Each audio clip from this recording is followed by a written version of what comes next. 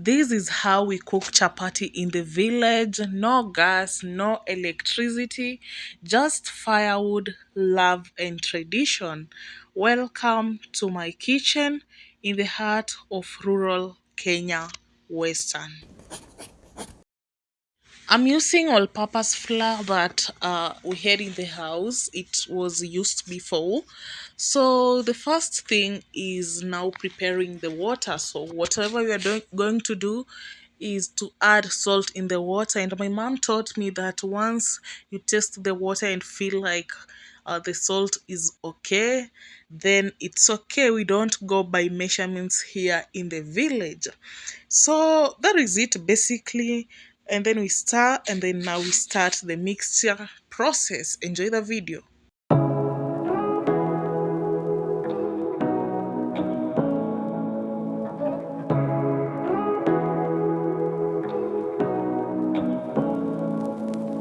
Say what you wanna say to me now.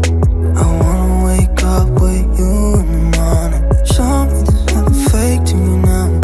I wanna wake up with you. Kneading takes time. You have to make it soft and stretchy. In the village, we don't rush. It's just food cooked with a lot of love. And you see how I'm struggling to make the flour soft, but there's always light at the end of the tunnel. Why are you stopping watching here? Please subscribe, guys. So the next part is and this is where we're doing it different, adding cooking oil.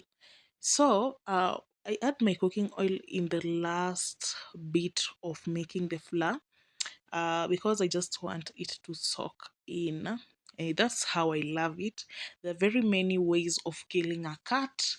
But anyway, so that is it basically. And as you can see, my dough is ready.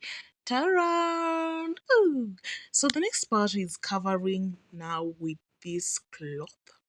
So we let it stay for 30 minutes and then we begin the cooking process.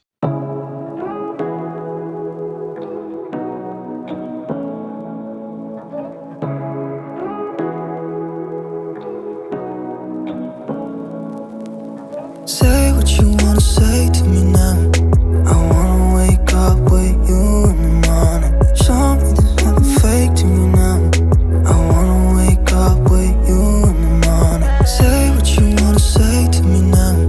I wanna wake up with you in the morning. I said it before, there are several ways of killing a cat, and today we are making soft layered chapatis, and this is how we do it in the village. So what I'm doing is applying some cooking oil over the dough, or the dough that I just spread out a few minutes ago. And then after doing that, we now start cutting them down to form things like strips that we are going to roll them out. So this is what I'm telling you, the rolling process.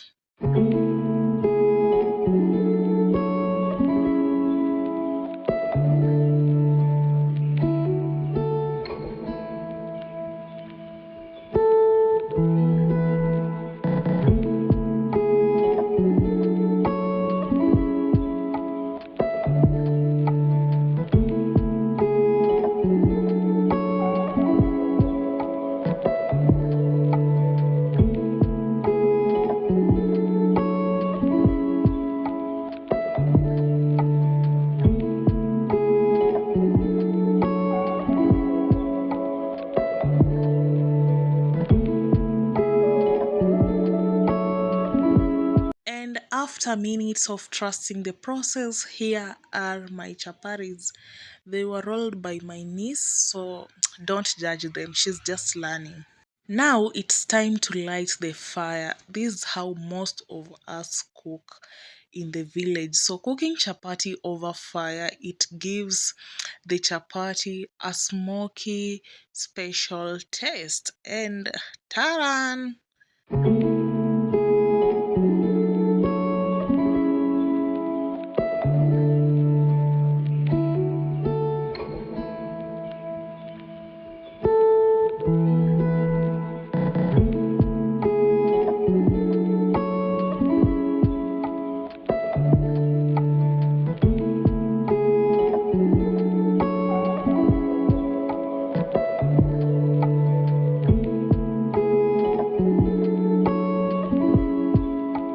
It is simple food that fills the heart. This is how we live in the village, slow, lovely, and thankful. Let me know if you love chapati too.